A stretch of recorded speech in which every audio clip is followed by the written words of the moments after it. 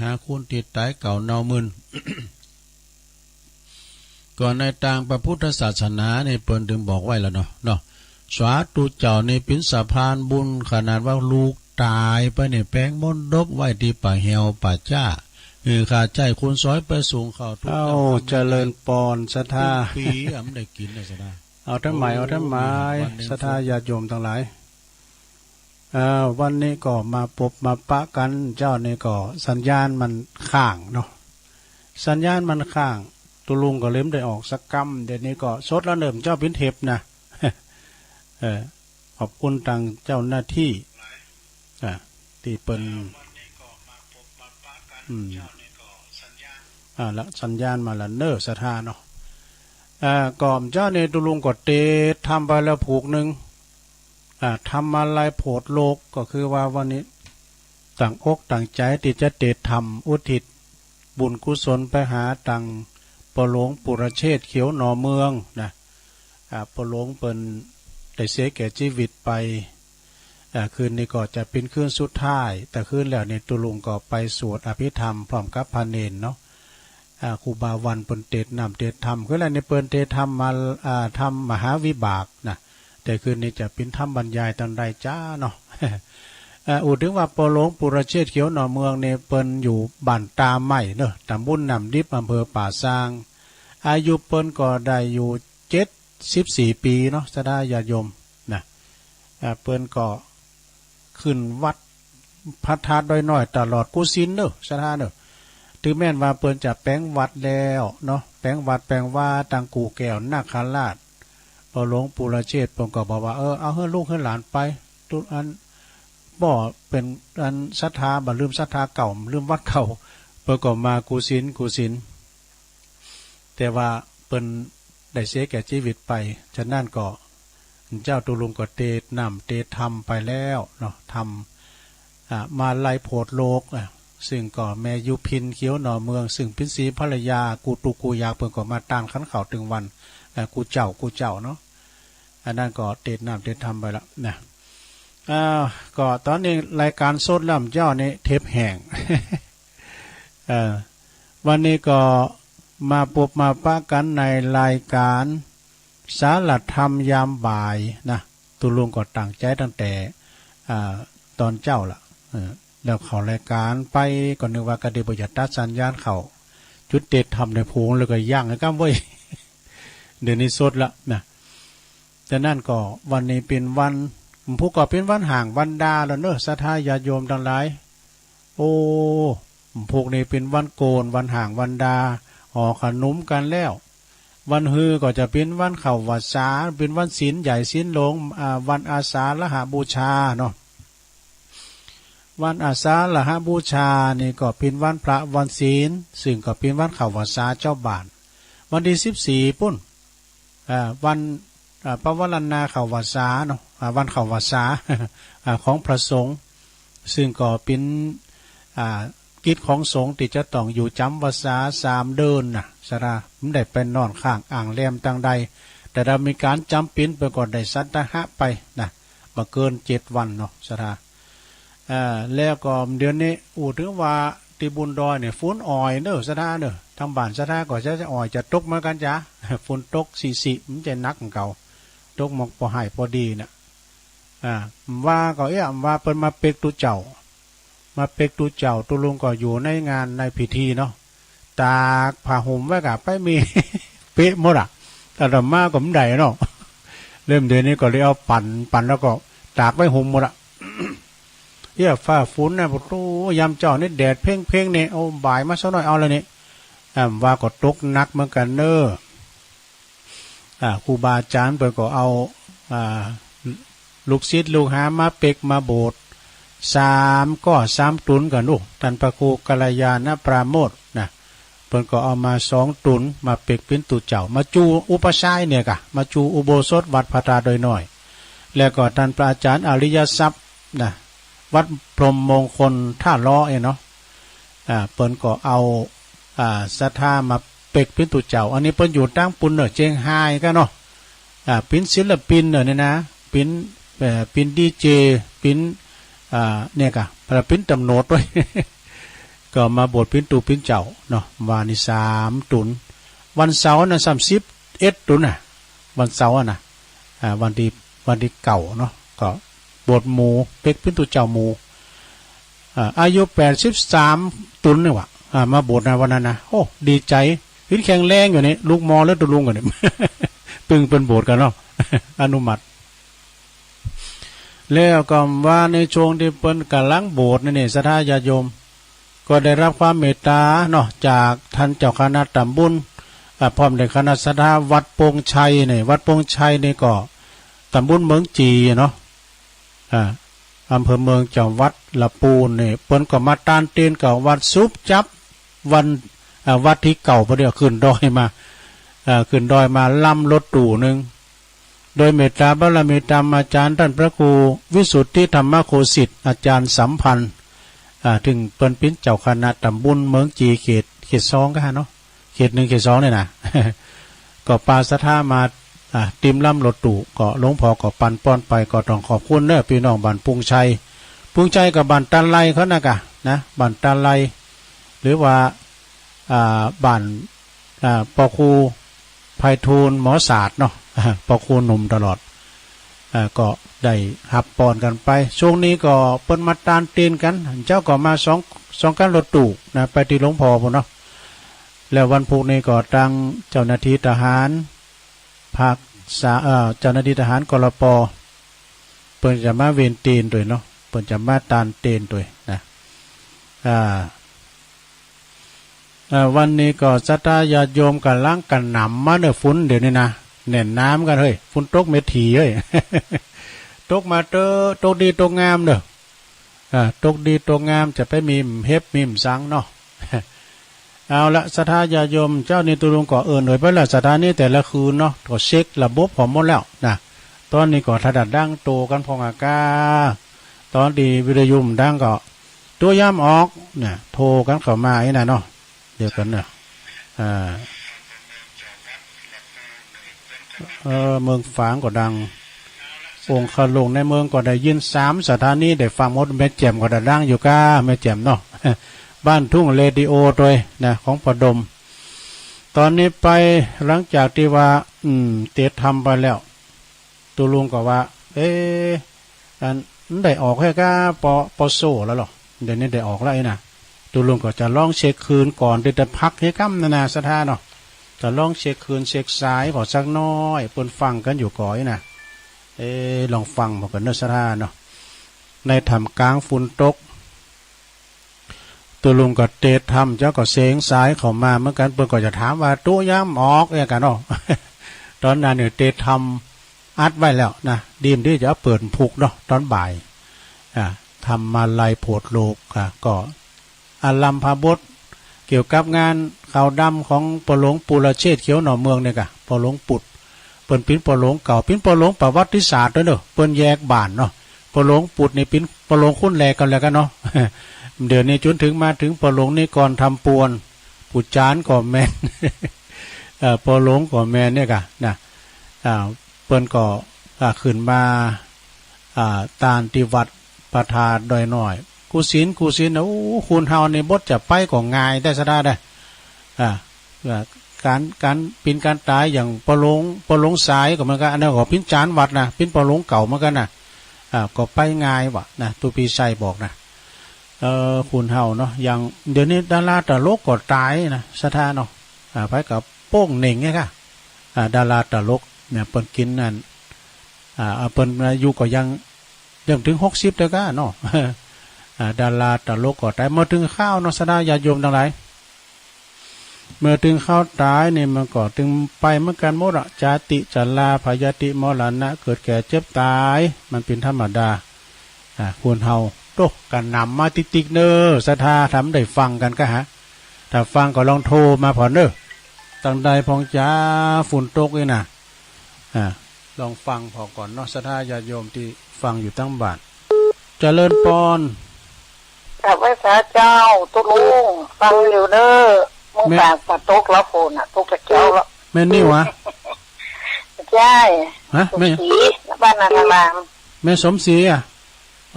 ฉันศรีก็ได้แม่สมศรี ปนันทลาม สมศรีนันทลาม เด้อ วันนั้นก็ไปก็ได้นันทลามเจริญปอนฝางเนาะโอ้ต้องฝางได้ยินแล้วเนอะเจริญปอนไม่สาเจ้าตุลุงอันนี้ไม่สาวรักเจ้าแม่สาวลักเนาะอันนี้ใช้ปากการเนาะเจ้าตุลุงวิทยุเสียงตุลุงเหมือนนางขยา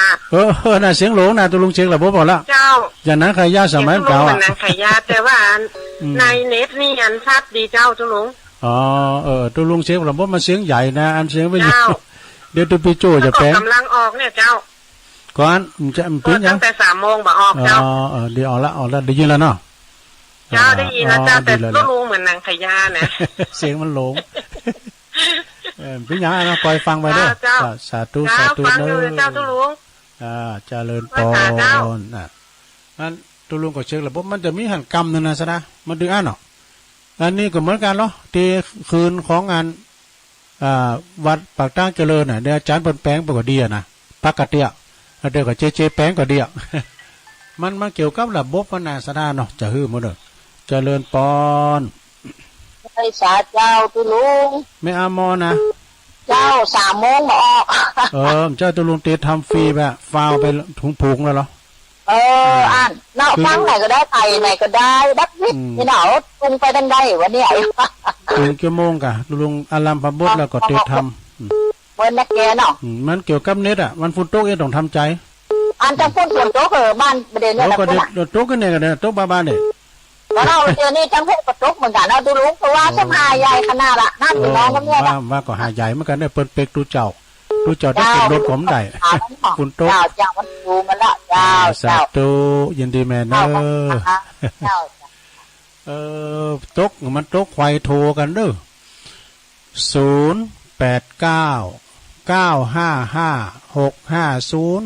กำเดียวตุลุงจะเล่านิทานฟังเด้อชั่วโมงที่2นี่นะความจริงนี่ก็ครบชั่วโมงเหมือนกันเด้อตุลุงเตทำแล้วก็อู่จาป้าใสอู่แห่งมีไปฟังจะคุณวันเน็ตมันบดีเนาะเจริญปอนกับภาษาเจ้าตุลงฟังอย่างนั้นเจ้าแม่สมพันธ์แม่สมพันธ์เนาะแม่สมพันธ์โอ้ทำปุ่นกันเลยยิ่งฝนตกเหรอฝนตกกับตุลงโอ้ตอนนี้ตกขนาดละตกปรีกะโอ้เจ้าเอ๋มันแบบตกเฮ้ยจังเนี่ยเดี๋ยวนี้ทำปุ่นตกอ่ะแก่จริงตกเจ้าตกเปลี่ยนกันของกะตอนนั้นมันตกหมันแล้วนี่โอ้ด่าแล้วแบบตกไม่ฝนเนี่ยตอนนี้นี่ตกหลายดีแล้วตกแล้วจุ่มเย็นจุ่มเย็นเจ้าสาธุเนอกำลังใจนะเจ้าตุลงขอบคุณเนอ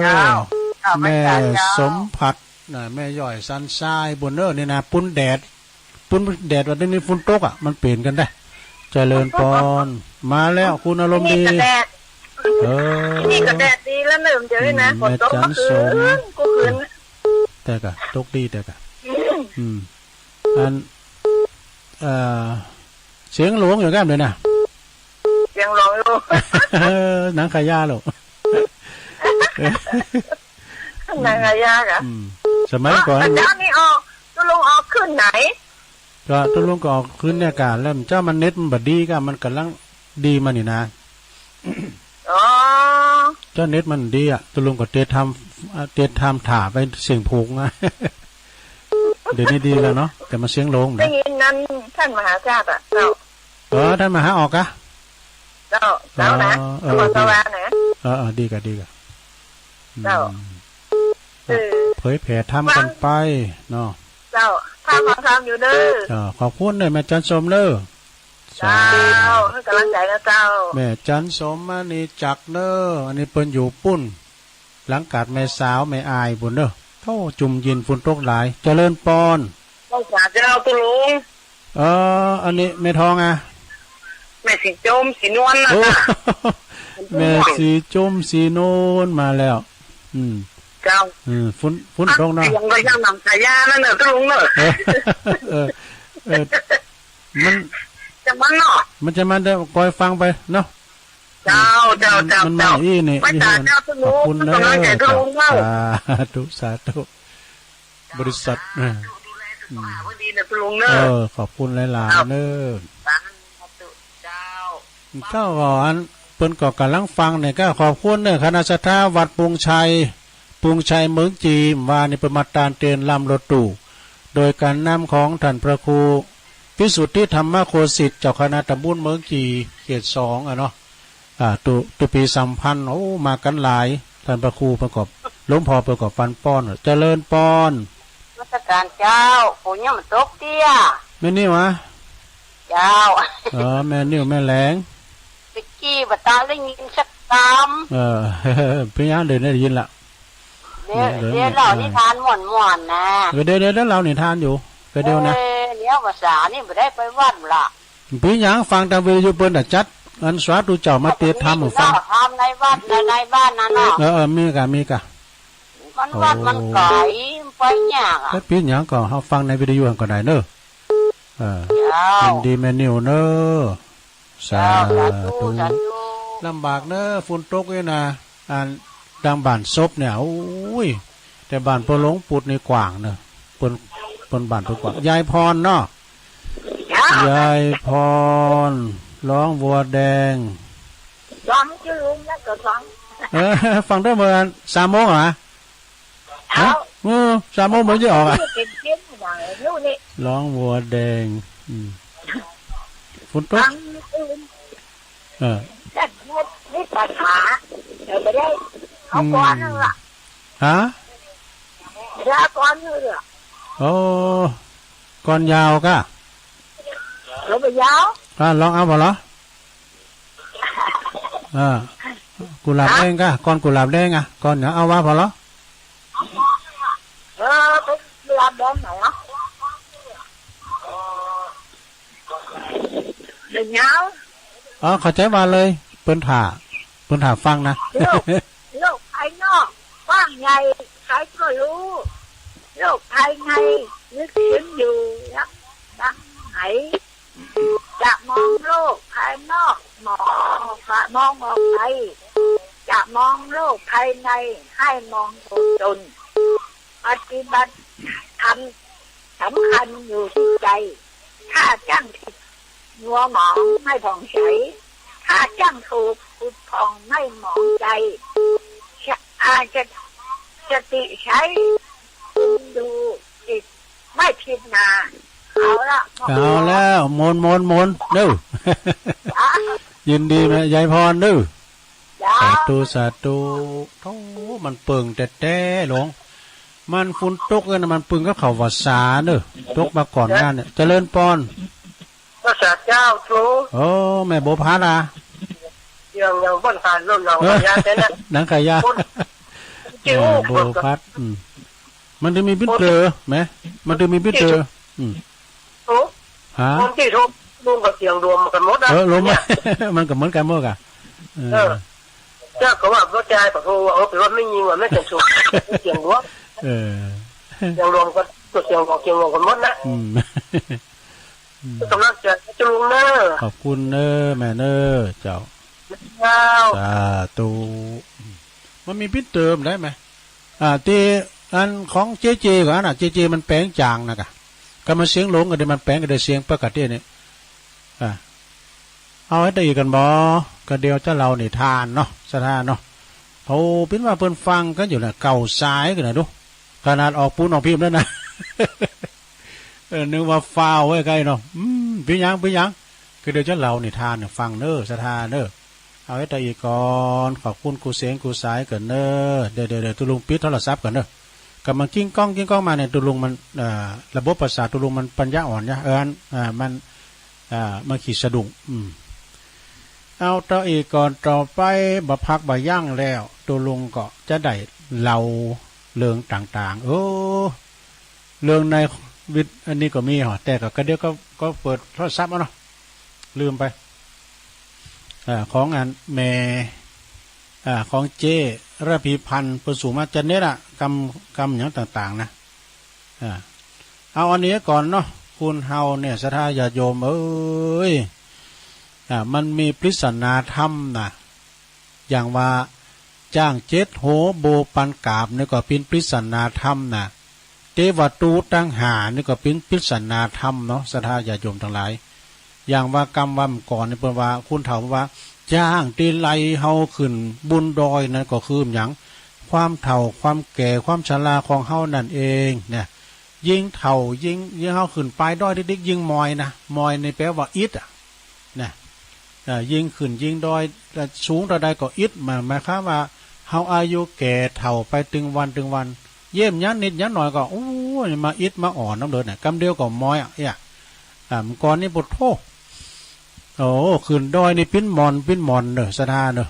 แต่ว่าเดี๋ยวนี้มันสังอันมันขึ้นดอยสูงอ่ะสถานญาโยมทั้งหลายเนี่ยเพราะว่าจ้างต้นนั้นก็คืออายุนะมันไล่เขาขึ้นดอยก็คือว่าความเฒ่ามันไล่เขาเฒ่าแก่ไปที่เดียวดอยที่เขาหกขึ้นนั่นก็คือพยาธิเจ็บความเจ็บป่วยเมื่อยไข้ของเขานั่นแล้วนะเวลาเฒ่าแก่แลมอนมาเนี่ยพยาธิพยามมันก็ตวยมาเนาะถนนพยาธิสายต่างๆมันก็จะกรูเข้ามาความดันเบาหวานไขมันอย่างต่างๆ มันจะมากันนะเนาะอันนี้ก็คือว่าเฮาระมัดระวังไว้เด้อนะเตรียมตัวเตรียมใจสู่วัยชรา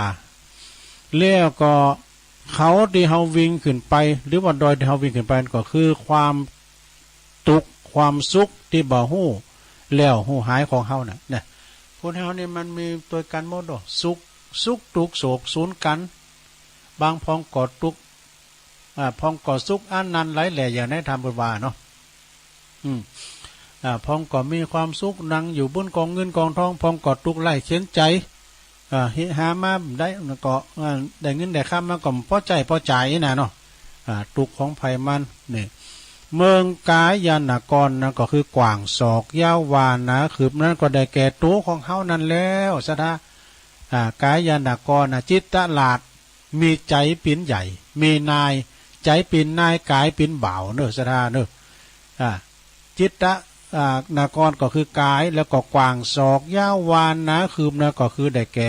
ตัวของเฮาเนี่ยนะเนี่ยแล้วมันมีตัวอยู่2ประตูเนอะได้แก่หูปากแล้วก็หูทวารของเฮาว่าเปิ้นว่านะนายประตูที่ครับที่มันคับไหลเข่าอันนี้ไหลเข่านะก็คือความไข่อยากไข่กินอาหารอร่อยไข่อยากกินบะโถเล่นก้าไข่อยากกินแกงเห็ดหอบนี่นะไข่อยากกินลาบ เนาะอันนี้นะโอ้กันคืนมาก็มาสุ่มปากให้ได้นะนี่นะ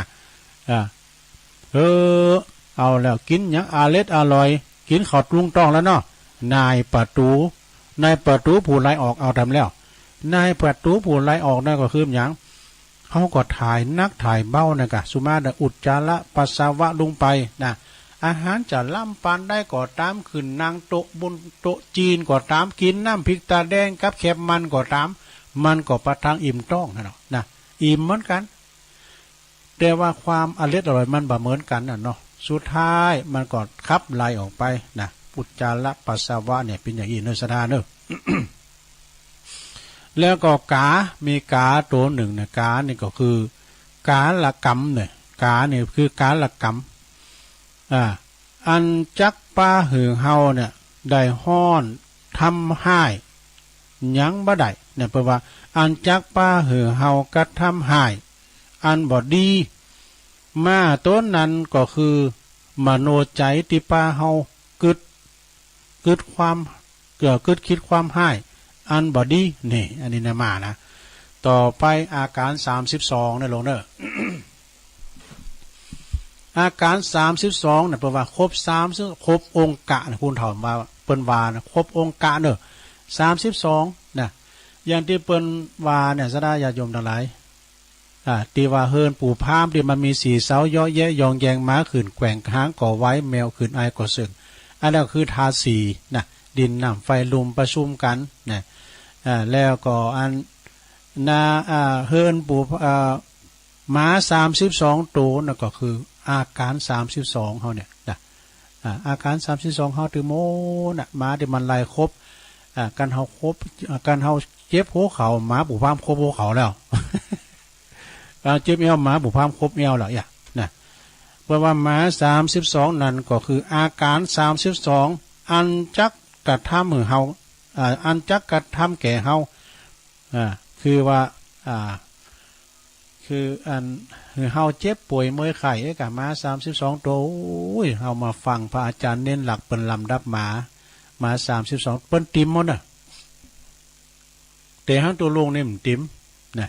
มา32ตัวตัวลงก็เฮนเอาที่ตัวลงทองนะตัวลงทองเปิ้นเฮาก็เก็บไว้น่ะฝันเดือนได้กำปากลองเล่าบ่เด้อตัวลงนั้นเล่าบ่น่าจะลืมบ่จ้ะฮะมา32ตัวนี่น่ะในธรรมตุโจกเปิ้นว่าตัวหนึ่งจื่อมันว่าผู้ตาบมันจังซุบสับจอมลอยตัวหนึ่งชื่อว่าผู้ดำมอยปกห่างลั่นคางดังไปปับป่าเจียงลอยตีตัวหนึ่งชื่อว่าไอคนยีซอมซอมันจังห่มรอคบเสือตัวหนึ่งชื่อว่าผู้คำเคือคบหยาบกันมันกันกาบตึงบ่อสวะตึงบ่อวางเอาผ้างางกลางจึงจักออกใดตัวหนึ่งชื่อว่าไฟเดือน5ตัวหนึ่งชื่อว่าฟ้าเดือน6หันยาโจกบาดใดไล่ตันจาตัวหนึ่งชื่อว่าบาดาวเสด็จลงป่าได้7 วันมันก็ยังพันขึ้นมารอดตัวหนึ่งชื่อว่าผู้ดำปอดตาแวนเฮาเสียงแข่งปันดังฟ้าผ่ากองตกมอนแดนดงตัวหนึ่งชื่อว่าไอ้ด่างหางแดงเจ้ามันหักมันแปลงผูกไว้มาตัวนี้มันใจได้กูอันอาละสีตีนยันอองเต่าปากมันเห่าหาแลนตามันแงนหาหางเพิงแลหางหอกหางมันสุกซอกเข้าหูหนูหูมันฟังหาเจ้ามันเรียกตัวหนึ่งชื่อว่าอีจะเรียกใจวายหันอันใดมันก็คบก่อกาบเชื่อหมายหยาบควายแนงตัวหนึ่งชื่อว่าผู้แสนตาวงธรณีไว้วาดตัวหนึ่งชื่อว่าไอสายฟ้าฟาดธรณีหมู่มาเด32ตัวปากันมาไล่คบผู้พรามเท้าโอ้ลืมก่อนนะเสียงมันน้อยนะครับมันเสียงใหญ่แต่มึงฟังได้จับจ้ะเสียงเป็นใหญ่แต่ฟังจนจบ32มัดมาทำไมนะต้องฟังอาจารย์เน้นหลักเนอะนั่นเป็นของเตธรรมมาที่ในปุตโตเอาเสียงน้อยก็ได้นะเสียงไม่ตกเนอะสดาเนอะกุมารละบันทำไมนะเนาะตัวลุงในเสียงกลางเนาะอันเนี้ยสดาญาติโยมทั้งหลายมา32ตัวก็คืออาการ32ของตัวมีในตัวห้อในมดเจ็บแข้งเจ็บขาเจ็บอย่างทั้งหลายก็มาปู่พามครบอีน่ะประมาณนะเนาะแล้วก็แผ่นดินวิทย์เนาะแผ่นดินขาดนี่เนาะแผ่นดินขาดพังไปนั่นก็คือถาดซาวนะปัทวีถาดซาวของเฮาแล้วก็น้ำแรงใบนั้นนะน้ำแรงใบนั้นเปิ้นก็ว่าได้แก่อาโปถาด12ของเฮานี่ ลุมตีขึ้นทิศทั้ง7นั่นก็คือได้แก่วาโยธาตุทั้ง7ของเฮาน่ะนะเมืองกายนครอันกว้างศอกยาววานาคืบนั่นก็คือความตายนั่นเองจบสดาญาโยมทั้งหลาย เอามาแทรกเข้ามาเนาะสดาเนาะเอามาแทรกเข้ามานะก่อนเราสู่จู้กันฟังวันนี้ก็บัดสมบูรณ์สักเท่าใดแต่ก็ตุลุงก็มีจิตใจที่ว่าใครมาออกรายการเนี่ยเนาะสดาเนาะเพราะว่าเจ้านิเน็ตมันไม่เคยดีตุลุงก็ดีแล้วก็มาเข้ารายการเจ้าก็เตียทำไปละต่อไปเฮามาเรานิทานจนถึง4 โมงครึ่งตอนนั้นนี่จะได้วางสายเนาะสดาเด้อเจ้าเรานิทานไปเต็มสักเรือง2เรืองนะแล้วก็จะมาข่าวสารงานบุญด้วยเนาะ เรื่องนี้ก็เปิ้นว่าเกาะนางยักษ์เกาะนางยักษ์นะ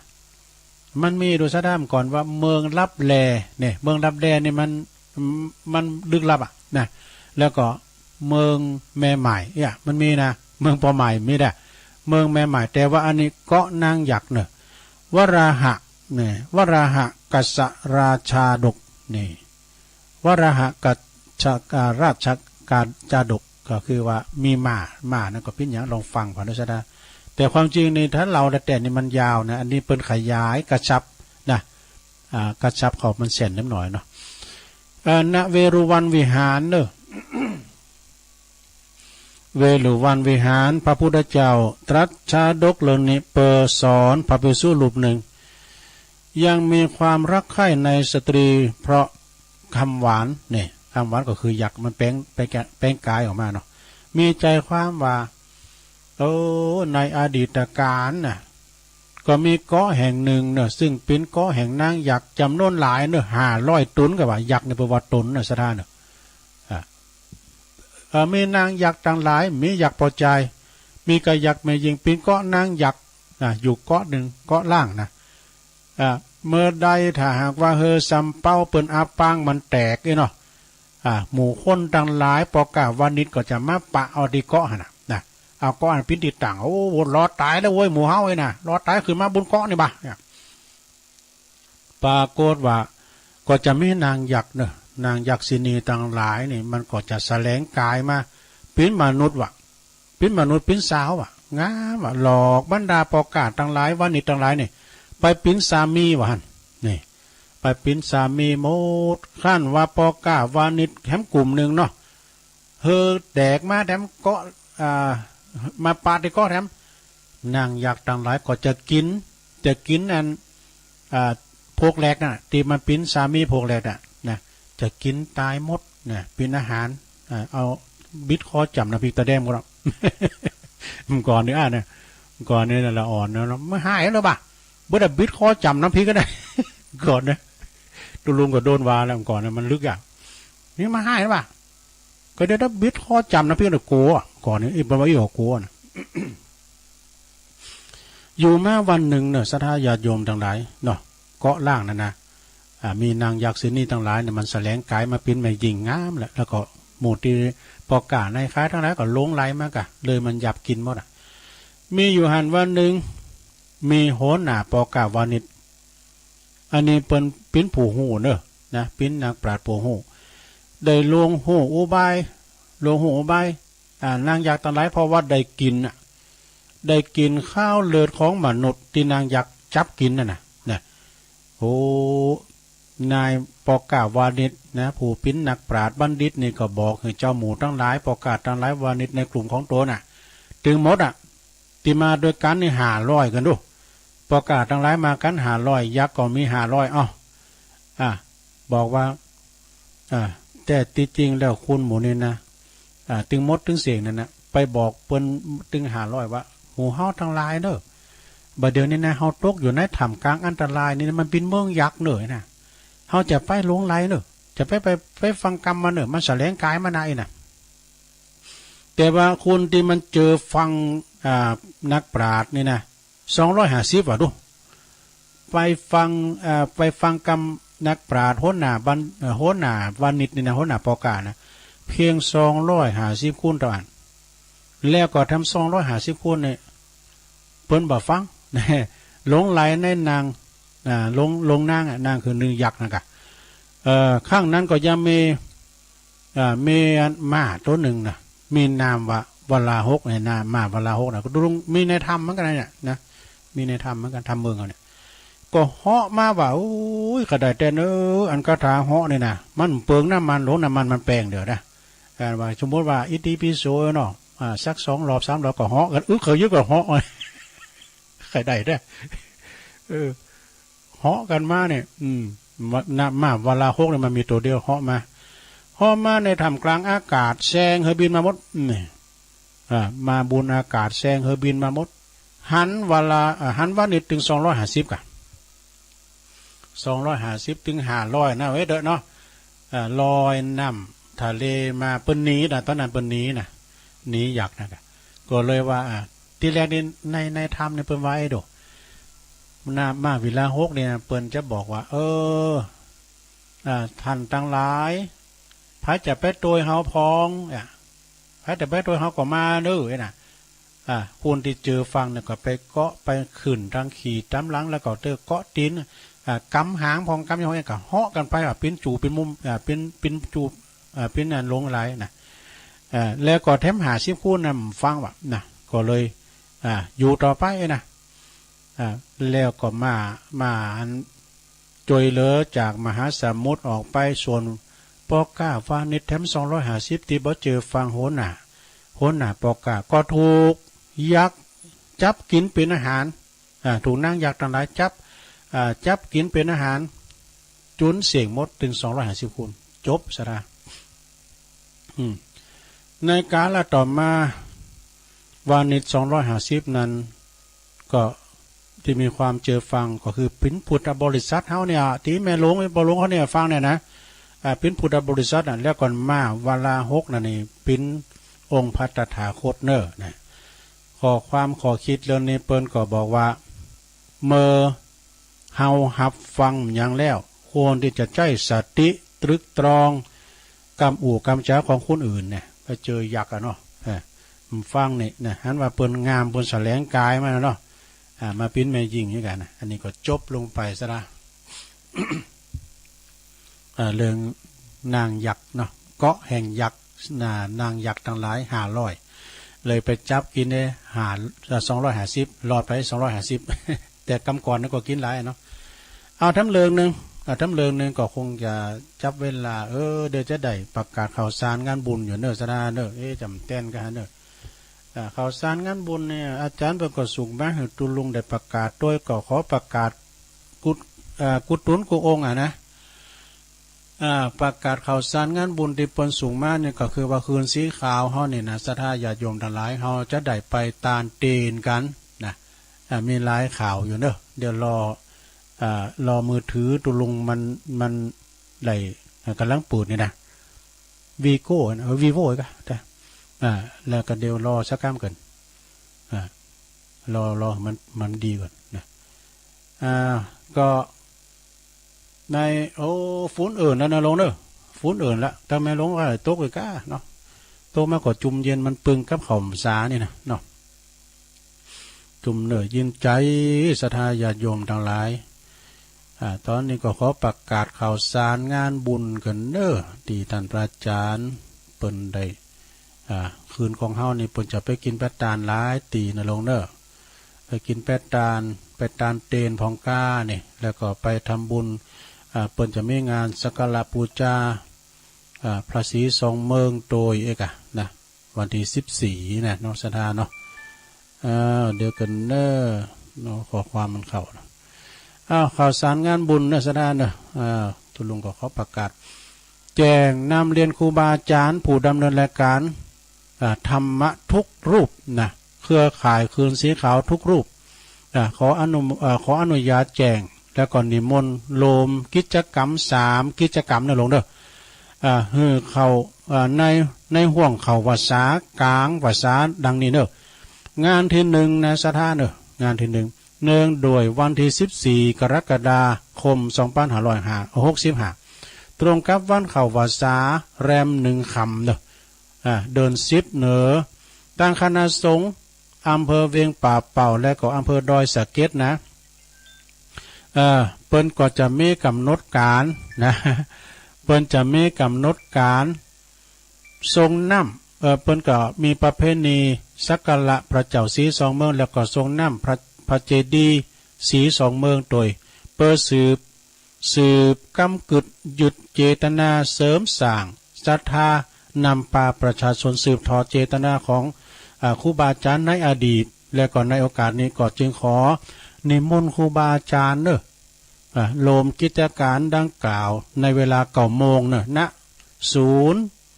สิ่งแวดล้อมศึกษามณฑลศรีสองเมืองเขตร้อยต่อระหว่างเชียงใหม่เชียงรายดอยนางแก้วอันนี้ผ่านไว้งานสดาวันที่14นะสดาอันนี้ก่อนตั้งตุปีหนุ่มเขาจะไปถ่ายทอดสดด้วยงานที่2วันอาทิตย์ที่17กรกฎาคม2565ก็กำหนดทำบุญถวายเต้นวสาประจำปี2565ณปีจังหวัดแปรจังหวัดแปรกำหนดการดังนี้ลงเวลา7 โมงครึ่งนี่ก็รวมตัวกันที่ตลาดทุ่งเกวียนอำเภอหางชัดจังหวัดลำปางทุ่งเกวียนนี่นะหลายด้อยคุณตาลเนี่ยเวลา9 โมงครึ่งนี่ก็ทุกคนก็ ทุกคนทุกรถทุกคันก็โลมกันตีพระธาตุช่อแฮนะพระธาตุช่อแฮจุดโลมพลกันเนอะแล้วก็ทำบุญตามอัธยาศัยเขาจะไปทำบุญกับอาหารนะเวลา11 โมงก็จะได้ฉันภัตตาหารเพลที่วัดอินทรปัญญารามหรือว่าวัดก้องฝายในวัดก้องฝายตำบลปิ่นอำเภอรองจังหวัดแพร่เนี่ยวัดซึ่งเป็นวัดบันเกิดของเมตตาบารมีธรรมอาจารย์พระครูโสพลปริยัติเนอะเปิ่นเป็นเลขาเจ้าคณะจังหวัดรองเจ้าคณะจังหวัดเชียงใหม่วัดพระสิงห์เนอะนะ แล้วก็เวลา 12.30 นคือเตงกึ่งนะก่อนนิมนต์ประชุมพระจัดรายการทุกรูปประจำปี 2565 เปิดกำหนดปฏิทินงานของแต่ละวัดนี่บ่ให้มันตรงกันในงานในการประชาสัมพันธ์เนอะให้มันตรงกันเปิดบ่ให้ผู้ฟังได้สับสนแต่ละพื้นที่นะเนาะเวลา 13 นาฬิกาคือบ่ายโมงนี่ก็ทำบุญถวายเต้นวัดสาเนอะ 14 นาฬิกาบ่าย 2 โมงเดินทางกลับด้วยความปลอดภัยแน่จะปิดกันวันปิดก็คือบ่าย 2 โมงปิดงานที่3ซะนะงานสุดท้ายวันที่17นะ17 สิงหาคมเนอะ17มันก็แต่มันเป็นสิงหาเนอะเวลาก็9 โมงเมื่อก่อนนิมนต์แล้วก็เชิญชวนญาติโยมรวมกิจกรรมทำบุญครบรอบ10 ปีสถาบันธรรมาภิวัตรเนอะพระอาจารย์สาธิตธีรปัญโยเนี่ยแต่กันเนี่ยเปิ้นออกรายการเนอะสดาทุกวันอังคารพวกเปิ้นจะออกแล้วนะออกเดินทางเวลา5 โมงเนอะ5 โมงรอบหมุนเนอะลงเนอะ17 สิงหาคมนะรวมโตกันตีตลาดทุ่งเกวียนเหมือนเดิม เวลา6 โมงกึ่งนะก็ถึง7 โมงนะก็เปิดว่าทุ่งเกวียนเวลา6 โมงกึ่ง7 โมงกึ่งแล้วก็เวลา9 โมงกึ่งถึงสถานตีเนอะถึงสถานตี9 โมงถึง9 โมงเลยนะและก่อนในกิจกรรมดังกล่าวขอกราบนิมนต์พระสงฆ์ครูบาอาจารย์ที่จัดรายการในเครือข่ายคลื่นสีขาวทุกรูปทุกสถานีนะได้รวมกิจกรรมดังกล่าวข้างต้นเมตตาพิจารณาตามความเหมาะสมเนอะและก็ตามตีสะดวกพร้อมกันนี่นะขอเมตตาได้ช่วยประชาสัมพันธ์ให้ผู้ฟังญาติโยมได้รับฟังทุกสถานีเนี่ยได้รวมกิจกรรมกันโดยพระครูอภิวัฒนวิกรมผู้ประสานงานเครือข่ายคลื่นสีขาวเพื่อชาวประชานะ11 กรกฎาคมเนอะนี่เปิ้นก็ออกมาเหิดพระนักจัดรายการทุกทันแต่ก็ได้ประกาศประชาสัมพันธ์ไปเนอะพวกก็ตุลุงก็จะตั้งใจประกาศทำกรรมนะพวกก็วันอังคารเนาะเวลาเดียวกันเนี่ย ฉะนั้นก็ศรัทธาญาติโยมทั้งหลายก็ขอประกาศทำงานเนี่ยเจ้าเนี่ยได้ยินกันเนาะก็คือโดยเหตุว่าทางปอหลวงปุรเชษฐ์เขียวหน่อเมืองนะเปิ้นก็พินศรัทธาอยู่ที่บ้านตามใหม่ตำบลน้ำดิบอำเภอป่าซางเปิ้นอายุได้74 ปีนะเปิ้นเสียแก่ชีวิตไปวันนี้คืนนี้เป็นคืนสุดท้ายเนอะพวกนี้ก็เปิ้นจะเขินศพสู่สุสานป่าจ้ากันต่อไปเนาะประสงค์จำนวน10 รูปประการเนอะและที่เปิ้นจะไปโปรดเมตตาท่านพระครูอภิวัฒนวิกรมก็จะไปเนิ่มบุกนะเพราะว่าก่อนนี้เปิ้นอยู่ด้อยหน่อยเนาะเปิ้นก็ได้ช่วยเหลือกันมาคือแล้วตัวลุงก็ไปสวดอภิธรรมกับพระเนรเขาแล้วคืนนี้ก็เป็นคืนสุดท้ายก็ไปรวมทำบุญกินต้านกันเนอะศรัทธาเนอะนะข่าวการปิ้นการตายก็เป็นธรรมดาเนาะศรัทธาเนาะโอ้จาติจลาภายาติมรณะเกิดแก่เจ็บตายเป็นธรรมดานะก็ขอตักตังลายให้หน่อยนึงนะศรัทธาเนอะ ก็ขอบคุณชมรมสกาย80ด้วยแล้วก็โยมพี่ยุพินหอมมาลาปีน้อยจากแม่โยกด้วยเนอะเปิ้นก็ทักมาตังลายแล้วก็มีโยมคุณแม่กันดาศรีเนตรโดยนะแล้วก็มีแม่แดงอัมพรจากเต้นดอกไม้ตัวเนอะจอมตองแม่สายพินนะกัลยาจังซอประจำคืนโดยกลุ่มเทพารักษ์พี่เพื่อนพ้องน้องพี่16ด้วยเนอะ แล้วก็มีเจินเล่าตอง อันเนี้ยมีหลายแต่เปิดมาหาตุลุงเขาเนี่ยเดียวกันเนอะศรัทธาญาติโยมทั้งหลายตอนนี้ต่อตุลุงก็เดียวกันเนอะศรัทธาเนอะโยมเปิ่นเตียวขึ้นมาเนี่ยแป๊บเดี๋ยวนะเดี๋ยวไปประสานงานไปกันเดี๋ยวแป๊บเดียวเอาเข้ามาใส่ เปิดสายเนาะไปป่าเฮมได้น้ำหลากน้ำไหล ตัวเจ้าก็คือมากุมครับ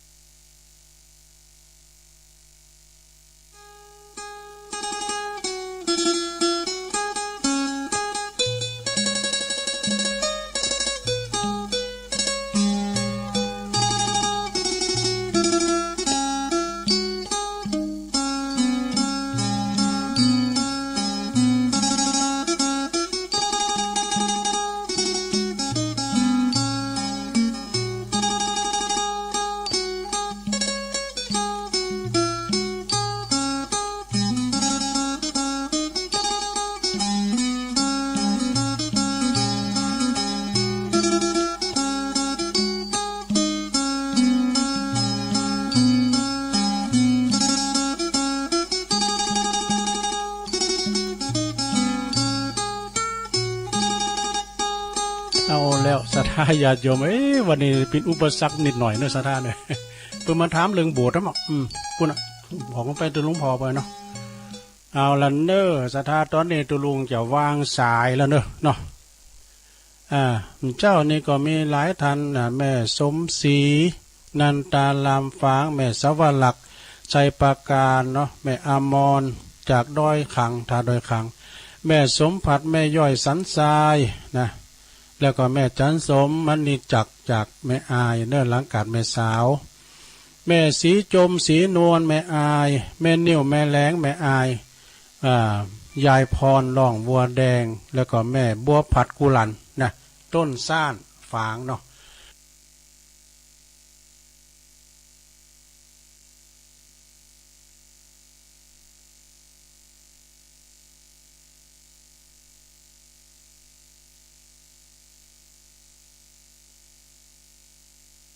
ตอนนี้จะลองเปิดสายรอบสองฟังท่านพระครูปลัดณัฐพงศ์นะเปิดก็จะมาออกรายการเนาะแล้วก็การเดียวจบจากตัวลุงนี่ก็คงจะเป็นผู้หมวดชัยพรจ้ะ ก็ฟังกันไปด้วยศรัทธาตั้งคืนสีขาวเขานี่นะขอบคุณตังศรัทธาที่เปิ่นได้มาลมทำบุญเตียนวาสานะมาตานที่หลวงพ่อ2 ขั้นรถตู้เต็มเลยในฟุ้นย่างแล้วในสะด้านในฟุ้นเอิญละนะเวลาฟุ้นเอิญนี่ก็สะด้าญาติโยมก็ศรัทธาก็ขึ้นมาก็ไปมาถามเรื่องโบสถ์ก็ไปตีหลวงพ่อพุ่นเนาะวันพุกนี่ก็จะเป็นวันโกนปีนี้ก็ในธรรมกลางวัดสาก็จ้าง7 โถโบปันกาบเนาะแล้วก็กำผ้าวัวทองวัวตองเนี่ยนะทำโมนตุลุงแต่ติดผูก1กำผ้างัวตองในมี10 ผูกไปครับเนาะแล้วก็บางตีบางแห่งประกอบเต็ดสิ้นใน2 ผูกแต่อันนี้ก่อนนี้พระเนรลายเนาะพระเนรมาเขาเฮนประกอบมาเต็ดคือสิ้นใน2 ผูก2 ผูก2 ผูกไว้กะแล้วก็เดี๋ยวนี้เนรที่เปิ้นเต็ดจางเต็ดนั้นเปิ้นจบไปแล้วประกอบซิกหาลาเพศไปเดี๋ยวนี้ก็ถึงไอ้เท่านะกะตุลุงเขาเนี่ยก็ไอ้เต็ดทำก็ตุลุงตุนหน่อยแล้วก็พระ2 ตุนนี่ก็งั้นถ้าติดได้มันได้จ้าแต่ลองฝึกพอแต่ที่จริงนี่ก็ตุลุงก็จำเป็นต้องติดมันมีไผเนี่ยเพราะปลดล็อกมาแล้วเนาะเปิ้นปลดล็อกเปิ้นจะมานอนวัดนอนวากันฟังเทศน์ฟังธรรมกันแล้วนะปีเนี่ยเจริญปอนไว้สาครับนี่น้องเบลครับผมโอ้เสียงดังฟังชัดดีเนอน้องเบลครับวันที่17นี่ปากันครับ17เนาะไปตานเตนเมืองแปรเนาะผมไปอยู่ครับวันที่17ปากันเนาะครับวันที่17ปากันก่อนจะได้ตานกัดเทศคือกำลังใจกันครับผมขอบคุณน้องเบลหลายๆเนอะครับไว้สาครับลุงสาธุน้องเบลเนอะอันนี้เพิ่นก็จะไปโดยไปตานเตนปุ่นวันที่17กรกฎาคมเข้าพรรษาแล้วก่อนเนาะซะนะบางคนถามว่าเยอะเปิ้นยังตานเตียนเข้าพรรษาตานได้กุเตือนะสถากรรมวัดตานนี่นะเข้าพรรษาออกพรรษาก่อนพรรษาตานได้หมดเจริญปอนนมัสการครับหลวงพ่อกฤษเนาะเจอโควิดมาแล้วครับหลวงพ่อกฤษเป็นได้3 คืนแล้วเนี่ยแย่เลยปางโม่เนาะไม่เคยขึ้นเลยปางโม่เชียงดาวปางโม่ครับฝนตกไหมหลวงพ่อฝนตกมัน เป็นระยะครับก็ตลอดนะฮะต้องรักษาตัวกักตัวไว้นะครับต้องฉันยาพระหลักกิจพงมาแล้วเดี๋ยวกันมากันเดี๋ยวมันวันนี้เขามานะวันจันทร์เนาะวันนี้นี่วันอังคารวันจันทร์วันนี้วันจันทร์เอาละครับท่านนี้ก่อนครับขอบคุณครับไหว้สานมัสการครับหลวงพ่อกฤษนะปางโมกเปิ้นผักโตกักโตไว้นะก็เป็นหยังซะได้เนาะเดี๋ยวนี้มันก็ไม่ใช่ว่าพอไล่แรงแต่ว่ามาใหม่นี่ก็ไล่แรงก็ระมัดระวังไว้เนาะซะได้เนาะจะไปประกาศตกเด้อเนอะก็ใส่ว่า อย่างน้อยก็กันฝุ่นละออง เพราะว่าโรคภัยไข้เจ็บเนี่ยผมจะหันโตหันติ่นมันเชื้อโรคเดินได้ประมาณนะเรียกว่ามันจะโดดเฮาใส่เฮาอย่างแมวอย่างม้าเนี่ยเนาะมันหันโตมันเจริญปอน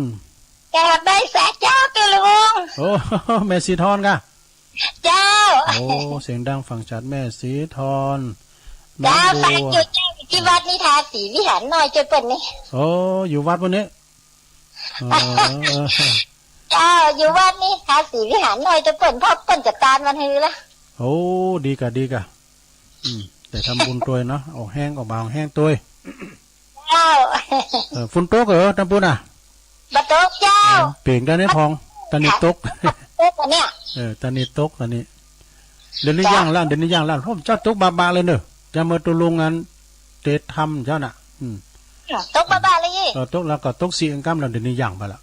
เปลี่ยนไปละพอการเนี่ยได้หดน้ำดอกขอบคุณแม่สีทอนจะเสียงมันเสียงมันจะลงหน่อยนะมึงฟังนะเสียงมันจะลงหน่อยเอารถเปิดสายแล้วนะสตาร์โทรเข้ามา0899555650นะวันพุธเจ้าก็ฟังท่านพระอาจารย์สาธิตธิรปัญโยสถาบันธรรมาภิวัตรวันที่17 สิงหาคมเพิ่นจะมีงานครบรอบ10 ปีของการต่างสำนักเนาะต่างสถาบันบ่น่ะแล้วก็เมื่อค่ำยามคืนวันพุธก็ฟังพระอาจารย์เน้นหลักก็เกมน้ำมนต์เกมสังไว้นะแล้วก็เอามาฟังเปิ้นบรรยายบรรยากาศก็เหมือนจริงนะจังจินตนาการนะผมนะมนต์มัดมือมาเน้นเขาก็เอาผ้าฮับกะ เหมือนอย่างเขาอยู่ในเหตุการณ์แต่ก็อย่างเนาะแล้วแต่ความสามารถของแต่ละตนนะอย่างพระอาจารย์เน้นหลักนี่ก็สวดมนต์เบิ่งก็ได้หลายเลยตุลุงกันนะสวดมนต์ก็นั่นแล้วก็เปิ้นพากได้เปิ้นลิ้นนิยายลิ้นละครเนาะได้เนาะแล้วก็มีครูทองไปก็มีน้องเจนะคะก็เป็นสีสันของคืนของเฮาไปเนาะมีอยู่ก็0899556506เนี่ยถ้ามีก็โทรก็เข้ามาเนี่ยตักตายกันไปสดาเสมือนญาติพี่น้องเสมือนญาติพี่น้องเดียวกันเนาะโยมเปิ้นมาติดต่อหลวงพ่อก็ยังไปเปิ้นก็ไปปรึกษาเรื่องโบสถ์เรื่องสางก่อนว่าสาเนี่ยสดาญาโยมก่อนว่าสาเนี่ยแต่ว่าไผเนี่ยปิ้นน้อยปิ้นนานซ้ำดีเนาะใครมาโบสถ์ปิ้นตุปิ้นเจ้านะยินดีต้อนรับเด้อตุลุงจะหับหมดหับหยังโตไม่ใช่หับสังนะจะหับบาทหับผ่าเนี่ยค่ะเจริญปอนเจ้าได้ยินเสียงชัดดีเนาะโยมอยู่ด้านไหนแม่เจ้าฮะแม่หยังอ๋ออยู่วัดบ้านหมอยกระทานสดาวัดศรีไซมูลแม่หยังไหมแม่แสงอินเจ้าอ๋อแม่แสงอินได้เจ้าอยู่บ้านเนาะวะอยู่บ้านหมอยแปรทานบ้านใหม่บ้านใหม่แปรทานอยู่เจ้าอยู่ตั้งงานสีด้านเมืองนี่กะจอดเหนือที่พระเนตรพอดีเจ้าหิมคันคงเจ้าโอ้ปุ่นกะแต่ทานเนาะเจ้าฟังตัวลุงตึงวอนเนาะจะโทรกับโทรบัดตอนเจ้าเป็นไงล่ะโอ้ชัดเจนเลยนะแม่เนาะขอบคุณเนอะเจ้าว่าสาธุโตบ้านใหม่แตรทานบนนั้นนี่นะตุลุงก็เคยไปนี่ก็แล้วได้ยินนี่เลยนี่นะบ้านใหม่แตรทานอยู่ตั้งงานคันคลองนี่นะเนาะไปตั้งปุนตัวกะพี่น้องตาศาลาบ้านศาลานะน้ำแพร่เอาเจริญปอนเจ้ากาไม่สาเจ้าตุลุง คุณแม่สิรินทิพย์บุญเลิศมาแล้ว เรียนเครื่องลายอันจะเปิดเฟซอยู่อย่างก็เลยอันลายหาลุงมาได้ นั่นนะ เพราะว่าอันลายมันมีเครื่องปุ้นจะเปิดอยู่อย่างเปิดอันถ่ายอยู่ก็เลยลดลายหามาได้ ว่าเป็นอย่างก่อน จ้า เดี๋ยวนี้ก็ เลย ฟัง โทรมาเครื่องนี้โทรว่าโอ้ฟังอยู่เจ้า เอาขอบคุณหลายๆนะแม่เนอะ เนาะวันนั้นส่วนมากกับฟังน่ะจะลุงจะส่วนมากแล้วอันบางทีถ้าเปิดอันเครื่องที่ลายคือลุงอยู่เนี่ยมันลายไม่ได้เนี่ย อ๋อ เพราะว่าลายมันมีถ้าเปิดเครื่องปุ้นมันจะลายไม่ได้นะเพราะเราเปิดอยู่เนี่ย นี่กำลังใจเจ้า ขอบคุณแม่เนอะเจ้าสาธุ สาธุ อันนี้เพิ่นโทรจากกรุงเทพมาเกิดเนอะนี่นะแม่สิรินทิพย์นี่นะเจริญปอน0899555656เจริญปอน จำกันไปได้แล้วเนาะ แม่หยัง แม่หยา แม่ดวงดีกะแม่ดวงดีน้ำรัดเนาะชัดเจนเด่นเนาะ แม่โจ้ตันทราย ฮะโอ้แม่โจสันไส้แม่หยังแม่โจเนาะแม่โจเนาะโอ้เราเลยกาก่อนได้เสียงไงกันเนี่ยแม่โจสันไส้ สีพันเจ้า โอ้แม่สีพันเนาะแม่สีพัน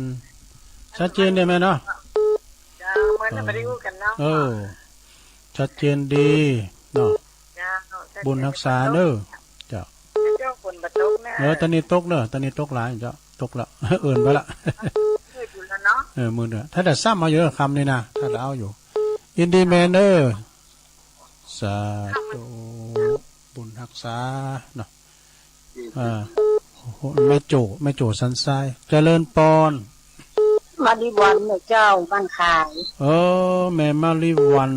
แต่เจ้าก็โทรบัดติดเจ้า อันน่ะ ได้ฟังพอจะเก็บจะ4 โมงแล้วเจ้า มันเป็นอาการมันเน็ตมันแบบนี้ไหมตุนฉบับเขานี่มันเน็ตมันแบบนี้ อันนี้ชัดละนี่ดีละ เสียงโหลงอยู่กันเนี่ยเป็นร้านขายยาอยู่ ว่าเป็น เดี๋ยวเป็นแปลงแล้วกันตุปีโจแปลงแล้วกัน ค่ะ ตุปีเลินแปลงแล้ว จากที่ไปอันนี้อย่าเจ้าไปอันวัดข้างต่ำ เปิ้นนั้นทำบุญอายุเนาะท่านพระครูเจ้าคณะตำบลแม่นาวาง เจ้าแม่นแล้วเจ้า เคยกันดีกับเปิ้นฮู้จักแต่เฮาตู้นี่ใครฮู้จักราชทินานามเปิ้นจะได้ยินหลวงพ่อว่ากันพระครูหยังก็ตุปีลุนพี่ดูเลยนะตุปีพี่ลุนคือก็ต้องเป็นตัวใหม่แล้วเมื่อก่อนนี่ไปพำนักพักไปหาพี่น้องไปหาบ้านปลงกู้เนี่ยเดี๋ยวปรากฏมีล่ะมีลูกมีหลานไปหน้าค่ำเขานะกะทินพันดอนตองนักรู้แถวเนี้ยโอ้หลายกะปันดอนตองปันดอนตองทั้งนั้นกะเทพพะวงนาทินกับปินหน้าหรอหน้ากะนาเมืองน้อยมั้งยะถาทงน้าเมืองยะถาทงนี่บ้านภายในอ่ะเจ้าภายในตะกี้ฝนตกตุ้ลุงโอ้นี่ก็ตกนะกะเจ้านะโอ้บ้าเด้อเจ้าประเดี๋ยวนี้แดดมันละโอ้ขึ้นไปดอยฮะนะ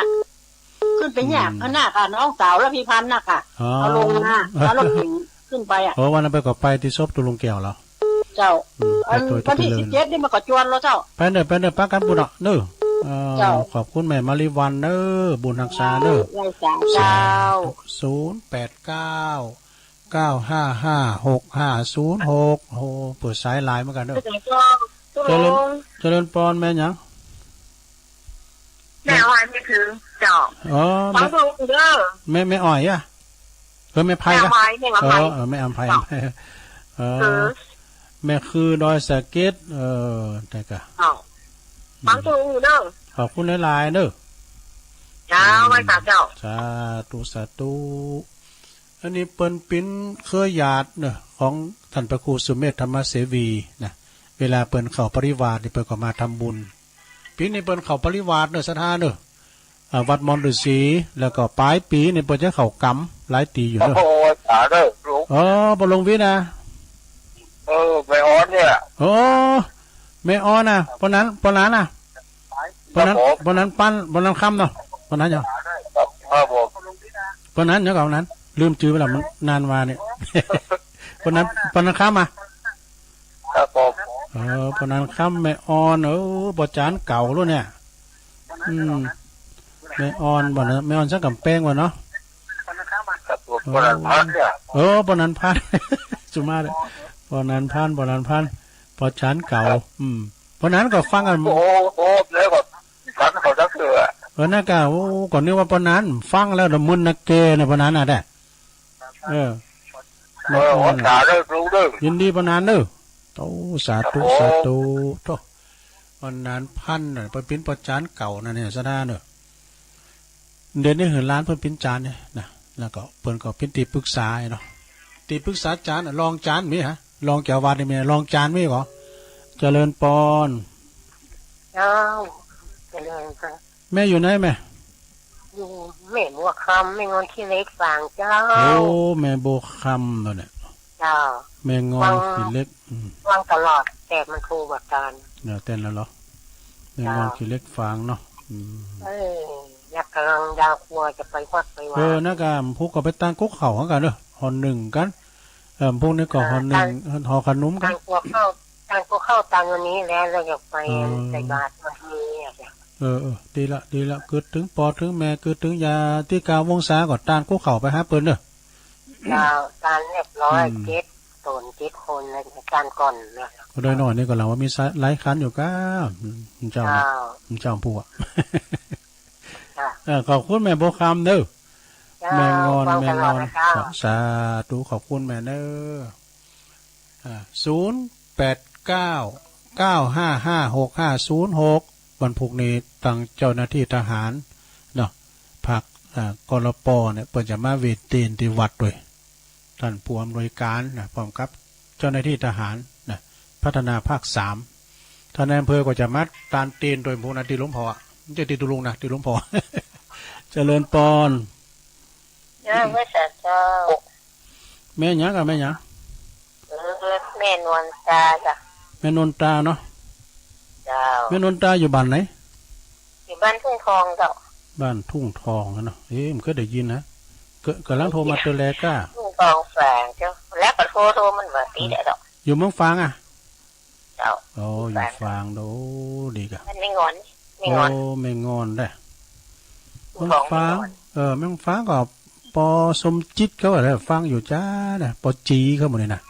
ปอหน่อยบุญปันนี่ฟังก็ได้เต้นโทรหรือว่าไปเอาหญ้าหรือว่าไปใส่ปุ๋ยอันตื่นจ้ะเป็นมีสวนตื่นหลงอ่ะเป็นเรียกว่าเนี้ยก็เป็นเรียกว่าตื่นกระท่อนแต่พันอีหล่าเขาอ่ะโอ้เป็นมาหือกินแก่นเป็นเหมาะหวานดิหวานนอกจากท้อนนี่ลำปุยฝ้ายปุยฝ้ายแต่เพราะว่าพันธุ์อิหล่ามันมีอยู่นะขอบคุณแม่เด้อแม่นนตาเด้อบ้านทุ่งทองดีเพราะว่านี่รักแบบนี้ว่าจะถามเพิ่นว่าจะอุทิศตังอะไรพูกเพิ่นมากะพูกน้ำคำขึ้นนะถ้าฟังเด้อถ้ามึงฟังก็ออกหมดอ่ะสาธุแต่กับตุปีท่านอาจารย์เน้นหลักในเปิ้นปูกระเบื้องห้องน้ำเด้อพัฒนาไปจากปิ้นจากภาพกอดตารางเมตรละ300เปิ้นแปลงห้องน้ำ20ห้องก็ได้สถานจะหน่อยๆนะบ้านเปิ้นวัดเปิ้นมีสถานที่ขวางขวางนะตุลุงไปนอนไปรับแล้วเถอะโอ้ห้องกุฏิห้องโหลงนั่นนะเหมือนอย่างโรงแรมอ่ะซะนะที่นอนเปิ้นโอ้อย่างงามเลยแหละอย่างนั้นรีสอร์ทห้องน้ำห้องสุขาก็โอ้เปิ้นเอาตุลุงไปนอนปุ๊บยังมือปล่อยโลงนะกะยังมือจะร้องนะเอามีอะไรกันฮะกันมีตุลุงก็จะได้ลากันเนอะได้21สายบดีนสดาเนาะมีน้องเบลทรงที่2นะหลวงพ่อกฤษนะปางโม่เชียงดาวแม่สีทอนหนองบัวชัยปราการแม่แสงอินบ้านใหม่แตรทานเนอะตังคันคลองเลยนะ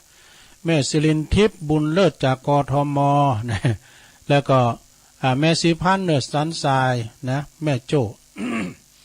แม่อัมภัยจากแม่คือดอยสะเก็ดเนอะปนานพันเนี่ยเป็นอยู่แม่อ่อนปนานเป็นปิ้นปออาจารย์มคณายกเนาะแม่บัวคำแม่งอนขี่เล็กฟางแล้วก็เบอร์ดีซาวแม่นวลตาบ้านทุ่งทองจากฝางเนาะ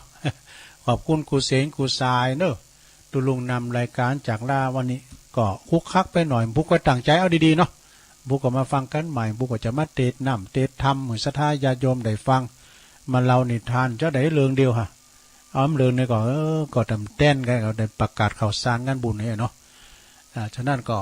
วันนี้ก็นำรายการจากลาสตาไปก่อนเด้ออยู่ดีมีสุขอายุหมันควันยืนมีโจมีใจเหมือนกันจุโคนจุตานเด้อ